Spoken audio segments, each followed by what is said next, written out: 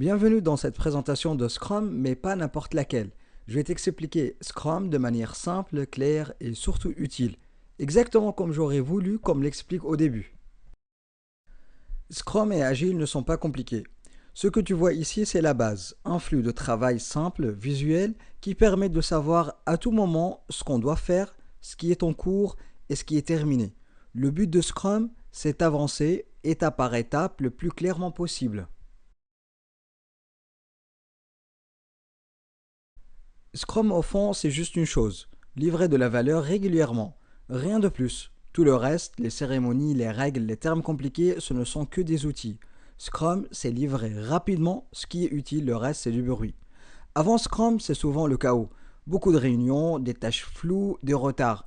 Après Scrum, si c'est bien appliqué, tu as des livraisons régulières, des objectifs clairs et de valeurs continues qui arrivent à chaque sprint. C'est ça l'impact réel de Scrum. Dans Scrum, il existe seulement 3 rôles, pas plus. Le Product Owner, ou le chef de produit, le Scrum Master et l'équipe de développement. Chacun a une mission très précise et ensemble, ils forment la Scrum Team.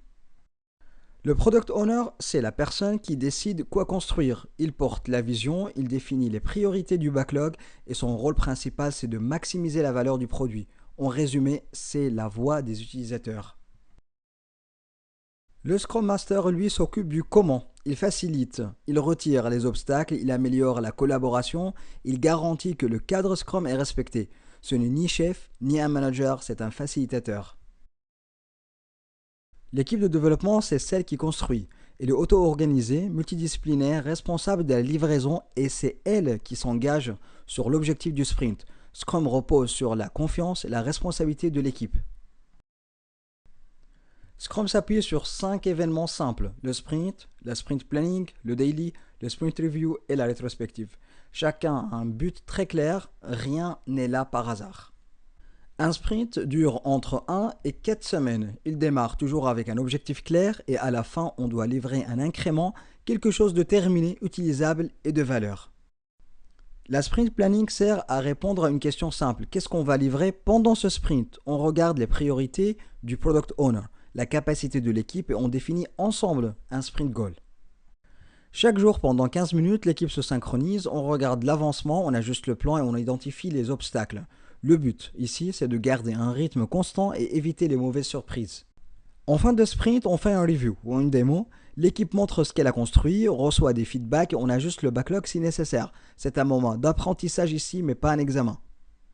Et enfin, la rétrospective. On regarde ce qui a marché, ce qui a moins marché pendant le sprint et on choisit une ou deux améliorations pour le sprint suivant. C'est l'événement le plus puissant de Scrum parce qu'il crée de l'amélioration continue. Scrum s'appuie aussi sur 3 artefacts. Le Product Backlog, le Sprint Backlog et l'incrément. Et à chacun un objectif, rendre le travail transparent et mesurable.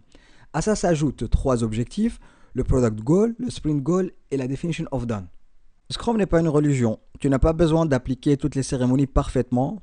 Tu n'as même pas besoin de suivre le guide à la lettre. Ce qui compte vraiment, c'est livrer de la valeur régulièrement, travailler de manière transparente et s'améliorer à chaque sprint. Si tu fais tout ça, tu fais déjà du Scrum. Merci d'avoir suivi cette présentation et rappelle-toi, plus tu aides les autres à réussir, plus tu réussis toi-même. On se retrouve dans la prochaine vidéo.